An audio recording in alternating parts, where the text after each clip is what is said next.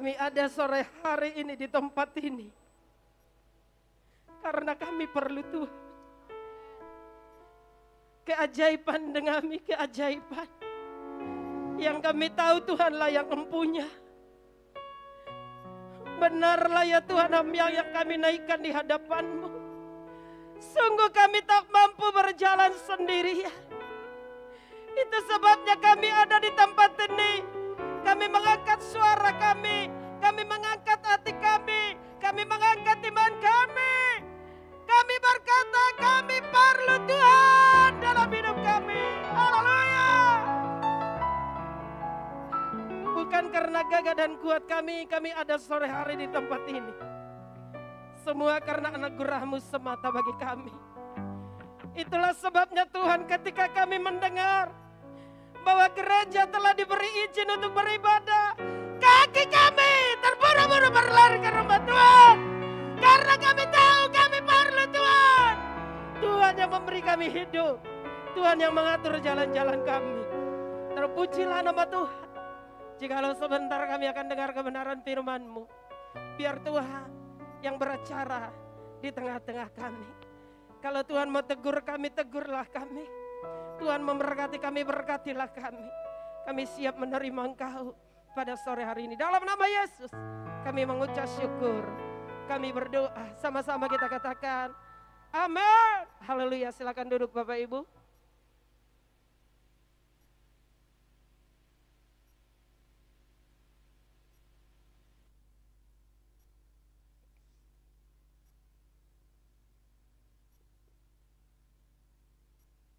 Saya berjumpa dengan saudara. Sore hari ini kembali berdiri di sini. Yang pertama terjadi bagi saya meneteskan air mata. Kami bisa berjumpa kembali dengan saudara. Kita tahu bukan karena kehebatan kita memprotek diri kita. Tapi ada Tuhan yang memberi keajaiban bagi kita, amin. Sekali lagi berikan dulu penghormatanmu bagi Tuhan, berikan tepuk tangan yang terbaik bagi Tuhan. Haleluya. Kami mohon maaf para penata layan, jumlah kami sedikit pada sore hari ini. Beberapa di antara kami itu kerja sip-sipan ya. Jadi mereka pas dapat siang hari ini jadi terpaksa ibadah tadi pagi. Juga ada yang kerja di luar kota belum kembali. Saya pikir belum terlambat. Karena duka itu masih di hati. Sekali lagi kami tim penggembalaan beserta jemaat mengucapkan turut berduka cita ada di antara Bapak Ibu yang kehilangan keluarga gara-gara kejadian yang sekarang ini. Juga kita terpaksa kehilangan dengan rencana Tuhan ya, bukan terpaksa ya. Salah satu penata layan kita masih sangat muda. Kalau KKR beliau suka membuat kreativitas untuk tari menari di tempat ini. Almarhumah Ibu Anita.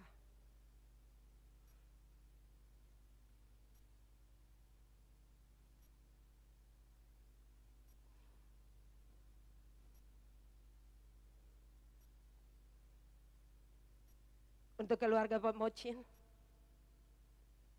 Tuhan memberkatimu.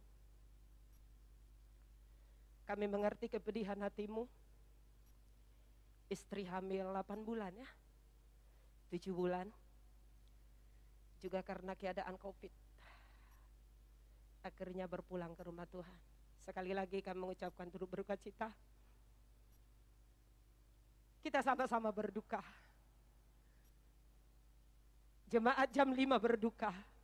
Jemaat GBB Lehem berduka. Kiranya berkat-berkat yang baru Tuhan alirkan buat keluarga Bapak. Tuhan memberkati. Saya sahabat saudara, shalom. Salam sejahtera yang dari Tuhan Yesus yang ada bersama kita pada sore hari ini. Saya mempersiapkan khotbah agak berbeda dari yang lain. Kenapa? Saya pikir kita harus sudah mulai dewasa iman untuk menghadapi hari-hari yang sekarang. Karena menurut survei kami para hamba Tuhan, Siapa yang menonjolkan imannya, yang memunculkan imannya di tengah-tengah yang zaman sekarang, Tuhan pelihara sedemikian rupa. Kami berharap saudara semakin imannya semakin tegar dan semakin tegar, dan menumbuhkan tunas yang baru di hadapan Tuhan. Oleh karena itu saya berkhotbah dari Galatia 5 ayat yang ke-13. Hari Selasa depan kita akan merayakan namanya kemerdekaan bangsa kita. Dan saya yakin di situasi yang COVID yang sekarang, saya berharap sebagai hamba Tuhan saudara mengalami kemerdekaan pribadi. Katakan amin. Kalau saya katakan merdeka, saudara balas merdeka. Merdeka! Tuhan memberkati saudara. Mari kita baca dalam Galatia 5 ayat yang ke-13. Kita sudah siapkan. Kita baca dengan sekuat tenaga kita. 1, 2, 3, yuk.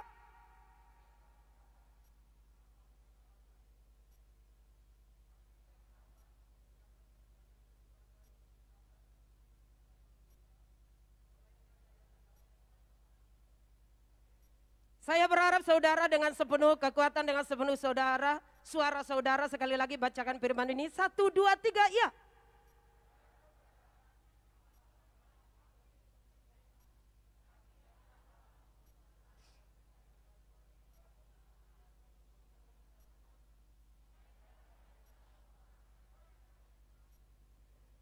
Saudara-saudara, memang kamu telah dipanggil untuk merdeka.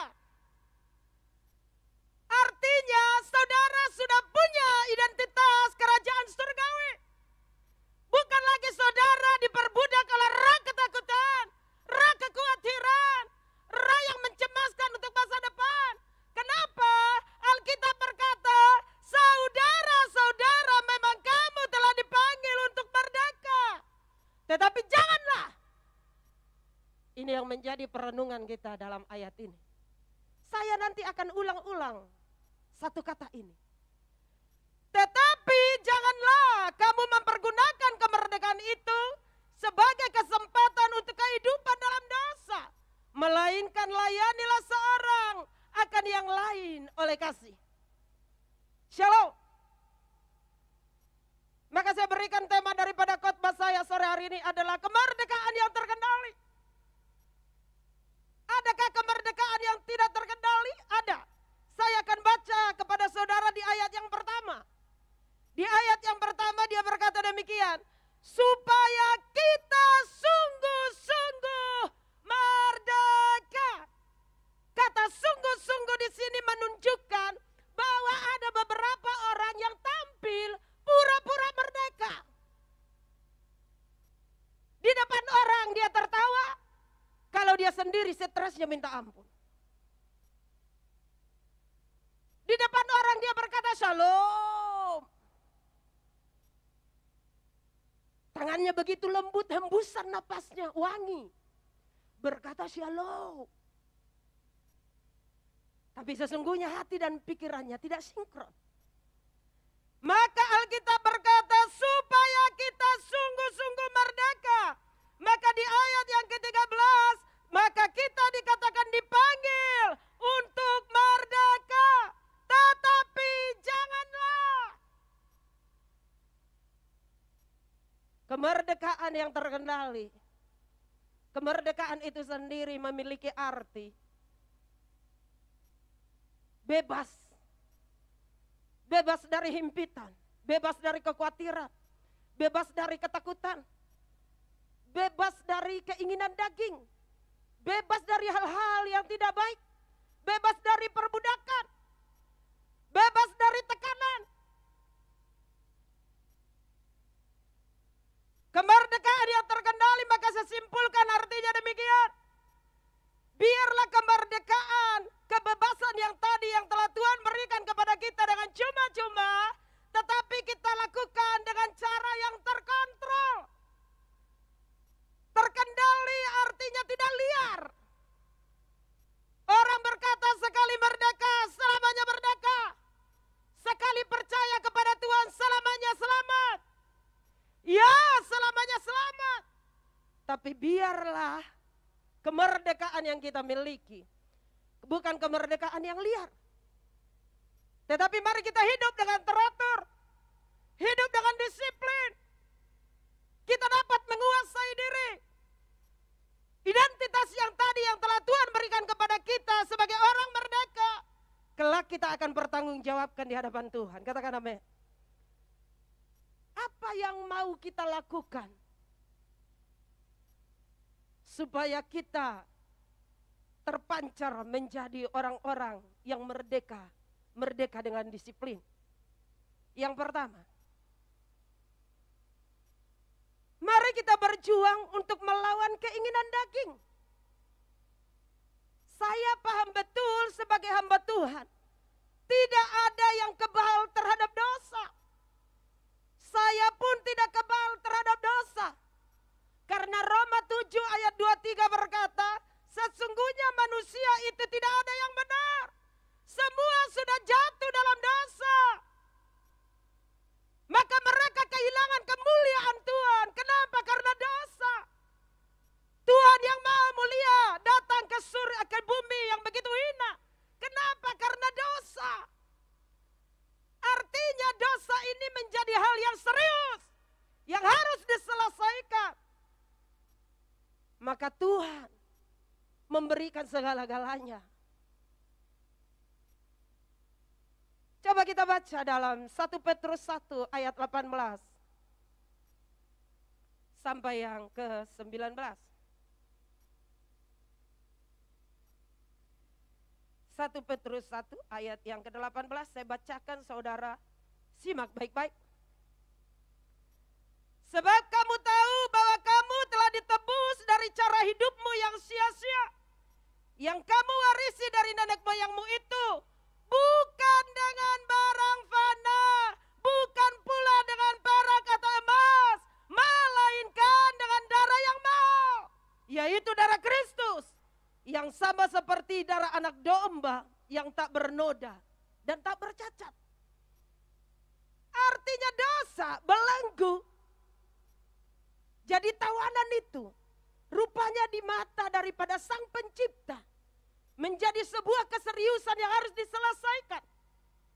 Maka dikatakan bukan pula dengan perak atau emas, melainkan dengan darah yang mahal. Merdeka.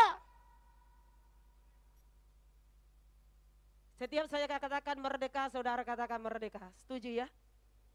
Supaya saudara nggak ngantuk. Jangan takut. Sekarang kita serius dulu, nanti kita tertawa ya. Supaya nangkap. Ini sudah tidak saatnya lagi kita menjadi Kristen-Kristen ecek-ecek. Karena ayat demi ayat Tuhan sudah genapi. Ada saatnya nanti kita akan berperang secara rohani. Kita akan berperang dengan hal-hal yang roh. Maka hari ini saya akan perlengkapi saudara menjadi yang kuat di dalam roh. Karena kami hamba Tuhan terbatas untuk menopang saudara. Kalau saudara bilang sama saya, sekarang saya sudah tidak makan, saya sudah tidak minum, belum tentu saya bisa membantunya. Tetapi kalau imanmu, pola pikirmu memancar kepada surga yang mulia, tidak ada perkataan aku tidak makan, tidak minum. Maka hari ini kita akan bangkitkan roh itu di dalam pribadi kita. Maka poin yang pertama tadi saya katakan, kemerdekaan yang terkendali adalah orang yang berjuang untuk melawan keinginan-keinginan daging. Apa itu keinginan daging? Kita kembali kepada Galatia tadi, Galatia 5 ayat yang ke-19. Saya baca bagi saudara. Perbuatan daging telah nyata, yaitu percabulan, kecemaran, hawa nafsu, paket yang pertama. Penyembahan berhala, sihir, perseteruan adalah paket yang kedua. Perseteruan, iri hati, amarah adalah paket yang ketiga. Kepentingan diri sendiri, paket yang keempat. Pencideraan, paket yang kelima. Roh pemecah kedengkian, paket yang keenam. Kemabukan, pastak ora dan sebagainya adalah paket yang berikutnya. Saya mau bertanya kepada saudara, di antara jenis-jenis daripada keinginan daging tadi, kira-kira yang melekat kepada dirimu bagian mana? Nggak usah unjuk tangan. Karena kalau semuanya pun nggak ada hadiahnya. Renungkan dalam pribadimu. Kalau memang kita masih hidup di dalam hal itu, sementara kita beridentitas tadi orang yang merdeka, maka benarlah ayat yang pertama tadi berkata, biar kamu sungguh-sungguh merdeka. Tapi Bu Pendeta, saya sudah berulang kali untuk menghindar melawan keinginan saya jatuh lagi, bangkit lagi. Saya sudah rem mulut saya untuk saya tidak menjadi penggosip, bangkit lagi. Tapi saya tetap aja jatuh. Saya masih iri hati, saya masih benci. Saya masih menyimpan amarah. Saya sudah berdoa, berpuasa, tapi perasaan itu masih ada. Bangkit lagi. Saya katakan berjuang. Ciri seorang pejuang, dia tidak pernah menghitung berapa kali dia jatuh. Yang dia tahu dia akan harus sampai kepada finish yang telah ditentukan. Demikian kita pada sore hari ini, katakan amin. Jangan diraukan itu. Bangsa kita bisa seaman sekarang, maka saya katakan rakyatnya harus wajib mengetahui daripada sejarah bangsanya itu sendiri. Karena kalau orang tidak tahu sejarah bangsa yang aman sekarang, tidak akan pernah menghormatinya. Yang dia tahu pemimpin salah ngomong, turunkan. Yang dia tahu kalau pemimpin salah bicara, ganti presidennya. Ganti MPR-nya, ganti RT-nya. Dana saya dari pemerintah enggak turun. Tidak lagi demikian. Seorang pejuang akan terus berjuang. Maka kita perlu mengetahui bagaimana sesekali saudara buka sejarah bangsa Indonesia. Bagaimana mereka mempertaruhkan darah mereka. Mereka boleh mengalahkan berbagai-bagai macam-macam musuh dengan hanya modal bambu runcing. Kenapa mereka bisa menang? Karena tekad mereka. Mereka tidak memikirkan berapa darah yang tertumpah, berapa nyawa yang sudah melayang. Yang mereka tahu Indonesia harus merdeka. Bukankah itu yang diceritakan oleh Kristus tadi dalam 1 Petrus itu? Kamu ditebus bukan dengan barang yang fana, melainkan darah yang mahal. Kristus tidak pernah menghitung berapa darah yang tertumpah, berapa paku yang menancap ke tubuhnya, berapa pukulan yang dia alami, berapa berat itu batu yang menutup kuburannya. Dia tidak pernah memperhitungkan itu. Kenapa?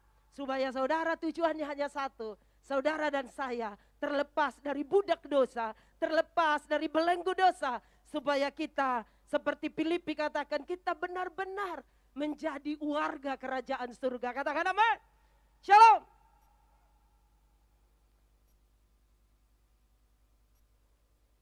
Bagaimana caranya supaya kita bisa melawan keinginan daging? Kita akan buka Amsal. Amsal yang ke-27, ayat yang ke-7. Saya suka ayat ini.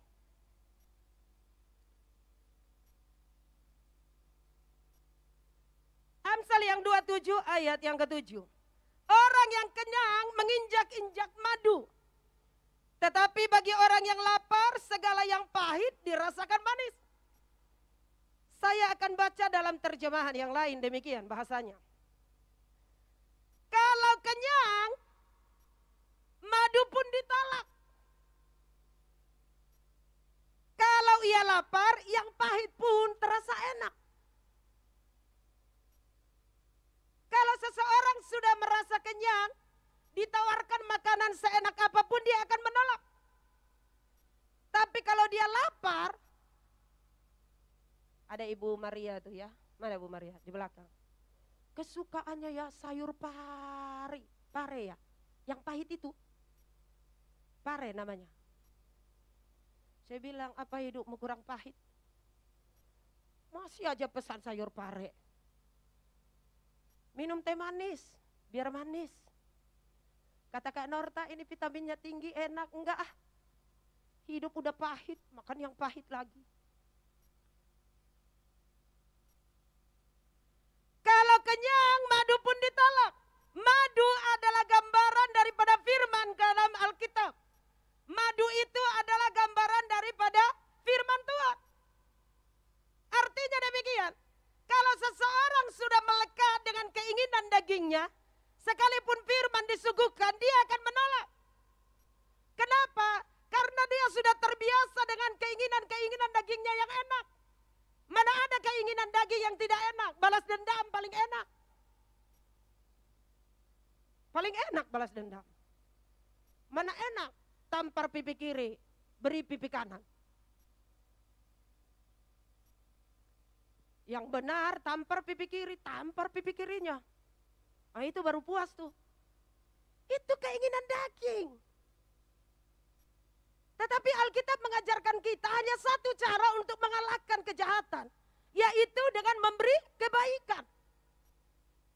Maka Alkitab mengajar kalau seseorang sudah kenyang, kalau seseorang sudah melekat dengan keinginan-keinginan dagingnya, sekalipun madu, yaitu firman Tuhan yang manis disuguhkan, firman Tuhan sebagai jalan kehidupan, dia akan menolaknya. Nah sekarang kita balik dengan kalimat yang berikutnya, kalau dia lapar. Saya berharap kita semua yang ada di sini, orang-orang yang lapar dan haus terus akan firman Tuhan, katakan amin. Maka saudara tidak akan stuck untuk baca firman, saudara tidak akan stuck bersekutu dengan Tuhan. Kekuatan apa yang kita punya akhir-akhir ini tidak ada. Firman Tuhan. Selama corona saya non-stop. Sehari berapa kali ke sana, sehari berapa kali ngantri saudara. Harus lapor, saya mengubur, kasih nomor. Saya datang jam 9, kasih nomor, jam 3 baru ngubur. Artinya penuh. Saya bilang sama teman saya, Ibu Maria, tenang saja, duduk, nggak ada corona. Khususnya untuk kita berdua. Kalau saya pulang, suami bilang, corona, enak aja. Kami duduk di atas kuburan. Teman saya bilang, ntar marah enggak yang di dalam? Udah jadi tanah. Duduk aja. Pokoknya tidak ada corona untuk kita berdua. Kita selfie ya. Kita buat status. Supaya kalau kita tidak balik-balik, sahabat kita tahu mencari kita di sini. Ya kali aja kita pingsan langsung selamat jalan ya kan. Status itu penting. Kata teman saya, buatlah statusmu menunjukkan kau masih hidup.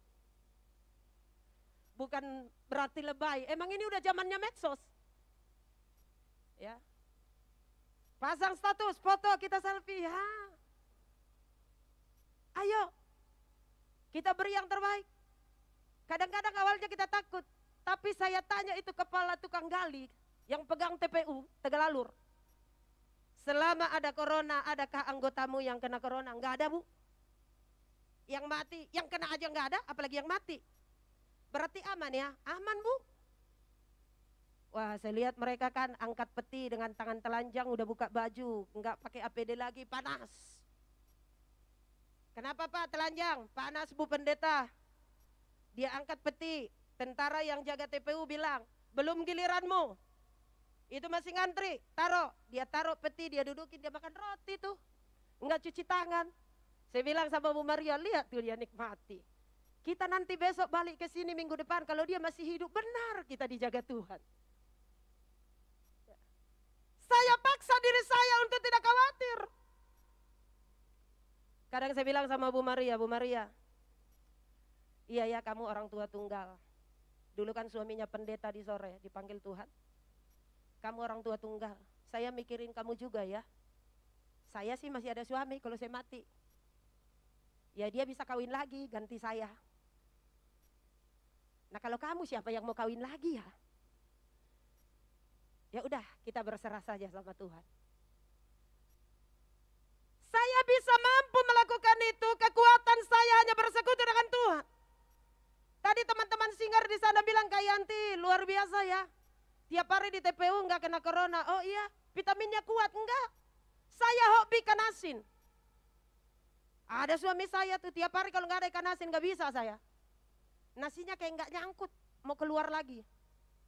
Maka saya bilang corona begitu mau masuk, jangan masuk ke tubuh Yanti, asin.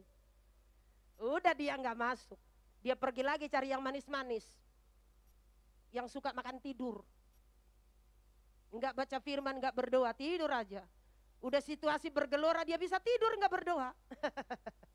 Ya, tidak menyindir, hanya memberitahu. Yang kedua, kemerdekaan yang terkendali kembali apa itu?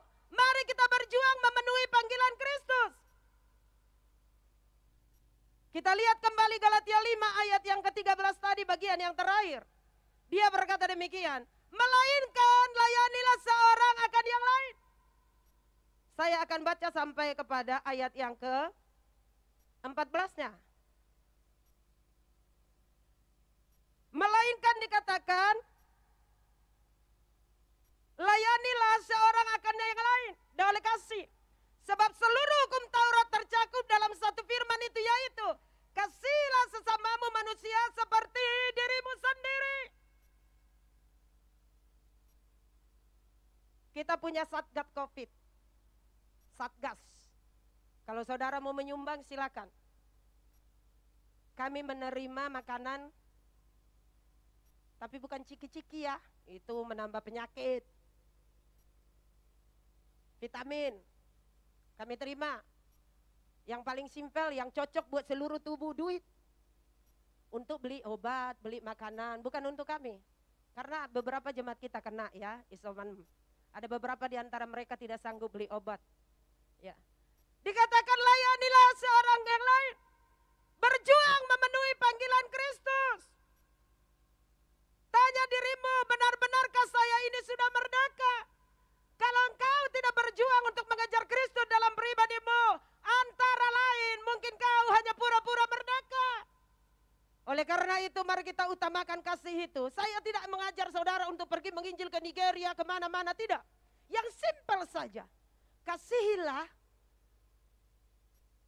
yang lain seperti dirimu sendiri. Layani dengan kasih. Ada banyak yang kita lakukan. Kita buka doa juk. Mulai hari Rabu kita buka kembali. Saya berharap saudara bisa gabung.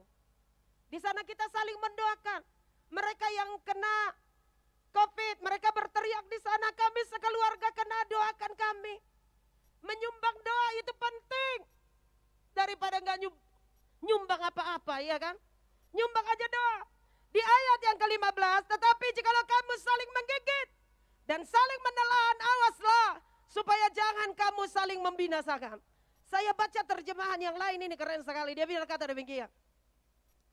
Tetapi kalau kalian saling cakar-mencakar, nanti kalian tuh ya sama-sama hancur. Maka Tuhan bilang lebih baik kamu saling mengasihi. Ciri orang yang berjuang untuk mengenal panggilan dalam Kristus adalah mengasihi. Jangan ada dendam, jangan ada amarah. Jangan lagi kita memikirkan hal-hal yang tidak baik. Ini saatnya kita perbanyak bersekutu dengan Tuhan dengan gaya-gaya hidup kita yang rohani. Katakan amin.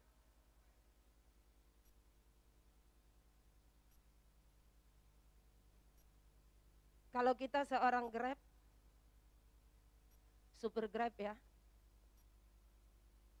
layani penumpangmu dengan baik. Karena banyak orang sekarang gaptek ya, takutnya salah pencet. Tujuannya mau ke rumah duka, pencetnya ke Mall Ciputra. Jadi sebelum dia naik, kasih tip. Bu, benarkah ibu mau ke Mall Ciputra? Gitu. Jangan main terbang aja. Lalu tanyakan, Bu, mau lewat tol atau lewat jalan biasa? Kalau dia jawab lewat laut, buka pintunya suruh turun. Bu, maaf ini bukan kapal laut, ibu salah masuk. Saya pernah itu melayaninya, udah diburu-buru. Kita naik, ada Mas Aga itu, ada Ibu Sri. Kita naik. Itu super Grab kagak bunyi, kagak apa-apa, main belok aja. Saya pun, kita bertiga pun begitu naik, rohani banget, langsung berdoa tutup mata. Kita nggak tahu dibawa supirnya kemana. Begitu amin udah di tengah alur. Macet. Mau mundur salah, mau maju salah. Tempat persekutuan telepon terus, Bu Pendeta sudah di mana? Ini sudah kurang 5 menit. Mau jawab apa ya? Sebentar lagi nyampe. Ibu Sri bilang, sebentar bagaimana? Ini bisa 1 jam lagi. Mundur kena, maju kena. Diam apa lagi? Saya bilang, saya tanya, Pak, kenapa sih nggak nanya-nanya dulu? Tadi kita mau kemana? Lewat mana? Harusnya kan lewat tol. Oh iya saya tahu harusnya lewat tol. Terus kenapa lewat sini? Saya nggak ada etolnya. Kan bisa nanya. Kata Ibu Sri, tenang, tenang, Ibu Pendeta mau khotbah. Sabar, sampai di tujuan. Saya bilang sama dia, kamu dulu yang saya khotbahin, sini. Ya, lain kali kalau kerja begini. Iya Bu, iya Bu. Kamu masih remaja ya? Enggak Bu, udah mau dewasa Bu. Kenapa katanya dulu tadi kita mau kemana? Kata Mbak Sri, buruan udah memulai persekutuan, masih nyanyap aja. Saya bilang, udah kamu ikut sama kita sama-sama ibadah. Kita beda keyakinan Bu. Kalau begitu kamu pergi sana sembahyang. Yang sungguh-sungguh. Kata dia, terima kasih Bu sudah dinasihatin. Ya elah. Pendeta mah sabar. Ya. Ada pasangan, ini saya ceritakan orang yang sudah pindah. Makanya kalau nggak mau diceritain jangan pindah. Dia daftar nikah, daftar jam 12 siang. Oke. Ibu Sri dengan tim kita hadir. Setengah 1 kagak nongol. Jam 1, jam 2, jam 3 nggak nongol Pak Ketua. Ini sebenarnya benar mau nikah atau enggak? Saya telepon, perempuan ngangkat, lagi di jalan Bu Pendeta. Enggak lama kemudian kita juga kan budget udah mulai keluar, yang enggak harus makan siang. Makanlah kita. Datanglah seorang perempuan kuculuk, langsung duduk di tempat pemberkatan, pakai baju ungu. Seumur-umur saya belum pernah nikahin orang pakai baju ungu. Itu saudaranya atau bukan? Tanya Ibu Sri. Bu. Iya, yang mau nikah kamu apa siapa? Saya. Calonmu di mana? Belum datang. Sebenarnya dia waras apa enggak ya? Kayaknya kita udah 5 kali ketemuan untuk menentukan jamnya, iya. Akhirnya karena Om Nathan berhalangan waktu itu, saya panggil Pak Pendeta James. Tolong bantu ya. Pak James bilang, saya ini bukan orang nganggur ya Yanti, orang penting. Iya, gue tahu penting, tunggu. Pengantin belum datang. Akhirnya saya cuci tangan lagi di toilet sambil berdoa, ya Tuhan gak enak sama Pak Pendeta James. Dia batalkan acara keluarga demi orang dua ini. Tapi orang dua ini tidak mengerti kesusahan saya. Catatan sipil udah ngamuk-ngamuk dan pulang. Bagaimana ini? Tiba-tiba ada laki-laki datang pakai celana pendek bawa jas. Ah, ini pasti asistennya nih. Kamu bukan pengantin pria ke saudaranya ya? Bukan. Jadi kamu bukan saudaranya? Bukan. Ngapain ke sini? Mau ganti baju? Kamu pengantinnya? Iya. Ya elah. Seandainya waktu itu Bang Herman lagu Beri api, beri hujan. Itu yang saya nyanyiin di pernikahannya. Beri api, beri hujan. Bakarlah orang ini. Begitu saya selesai nyanyi satu lagu, kata Pak James, cuma satu ya, udahlah satu, saya udah gak terbuka, capek. Jam 12 ya, alis saya dari lurus sudah jadi keriting, nunggu dia nih. Kata Pak James, apalagi gua Yanti, acara gua di sana acara. Dia pulang, Pak Pendeta James telepon. Oh Ibu Pendeta, sebenarnya itu orang udah kamu ajarin sebelumnya, tahu enggak? Ah, udah dikasih berkat, diamlah Pak Pendeta. Justru itu yang mau saya komplain. Masa segini? Beli batu baterai ABC enggak cukup. Yang benar, jangan mata duitan, Pendeta. Tulus, kata dia. Coba saya buka, saya punya. Punya saya kok gede ya Pak? Berarti terbalik, kata dia. Kalau Tuhan sudah memberkati seseorang, tidak ada terbalik. Tuhan tidak pernah salah. Iya Tuhan tidak salah, dia bilang. Tapi orang itu salah, tidak. Transaksinya di gereja pasti nggak ada yang salah. Kalau transaksinya di sana salah. Suatu saat juga di beliau saya panggil untuk baptis orang luar negeri. Karena saya nggak ngerti bahasa Inggris. Takutnya saya ngomong bahasa Indonesia, bangun dari dalam air dia gini aja kan mati. Ntar gue ke penjara. Pak Jem bisa bahasa Inggris? Bisa. Baptis orang itu, baptis. Wih, singkat cerita, kita layani berikutnya. Pak Pendeta Jem ledekin saya. Weh, wajahnya merah-merah nih. Pasti gede tuh amplopnya. Orang luar negeri, numpang dibaptis. Orangnya dari Indonesia belagu, numpang ke Sungai Yordan sono-sono. Ke luar negeri, ke Israel. Orang luar negeri aja pengen baptis sini. Waduh, beliau ngeledekin. Roman-romannya Yanti dapat besar nih. Enggak, kasih dolar Pak. Wih, dolar. Enggak usah ngeledekin terus. Dolarnya berapa dulu? Berapa? 20 dolar. Sekarang 1 dolar kan 10.000. Kalikan aja tuh 20 kali 10. Bohong lo, biar enggak traktir gua kali, bohong. Saya aja yang hanya baptis, dikenalin sama lu, sampai enggak muat dompet gua, kata dia. Emang orangnya suka ngeledek. Enggak muat dompet gua, Yan. Dia cinta Tuhan, Yan. Sungguh-sungguh dia cinta Tuhan. Sebelum saya tenggelamkan, dia udah berurai air mata. Setelah saya bangkit dari air udah basah semua. Ya iyalah. Dia cinta Tuhan, Yan. Dia ledekin saya berhari-hari. Dia minta traktir di Puri Tondongta, Lapo Tondongta. Ayolah Yan, traktir. Akhirnya saya emosi juga. Saya bilang, dia cinta Tuhan tapi tidak cinta saya. Benar-benar cuma 20 dolar. Cari orang itu di mana orang itu. Layanilah seorang dengan kasih. Kalau kita melayani seseorang dengan kasih, itu tadi pengantin sejarah dalam hidup saya tuh. Benar-benar saya mau bilang, udah sah, pulang. Pulang ya, pulang. Sebulan lagi pindah gereja. Lalu di Facebook dia bilang, Kak Yanti, anaknya udah berapa? Saya kali yang nanya, saya udah nikah waktu kamu saya nikahin. Sekarang gue yang nanya, anakmu berapa? Shalom. Harus banyak tertawa ya. Saya di rumah tertawa aja. Kerjaan saya hanya nonton. Selain baca firman, bersekutu tentunya nonton itu aja. Komik-komik. Ngapain nonton sinetron? Ku menangis, membayangkan betapa teganya. Yang ada juga ntar emosi, ya kan? Film Indosiar kan kita udah tahu ceritanya. Ketemu dengan perempuan kaya, lalu suami kaya, istri ditinggal. Istrinya nyanyi, ku menangis. Enggak lama kemudian istri ketemu orang kaya menjadi kaya raya. Pria yang tadi istrinya melorotin jadi miskin. Sekarang dia ketemu istri yang lama, ku menangis. Udah sekitar gitu aja. Mau film, mau siapapun pemainnya. Shalom ya, mari kita bangkit berdiri.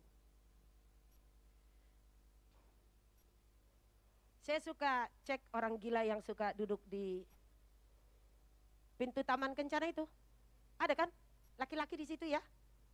Saya tanya, Bang sehat? Kata dia. Lagi minum apa tuh? Kopi. Lalu saya pegang gelasnya, kok dingin Pak? Kata sapam depan, ya iyalah orang pakai air got ya dingin. Tahu nggak saudara? Nggak ada tuh kena corona. Nggak pakai masker.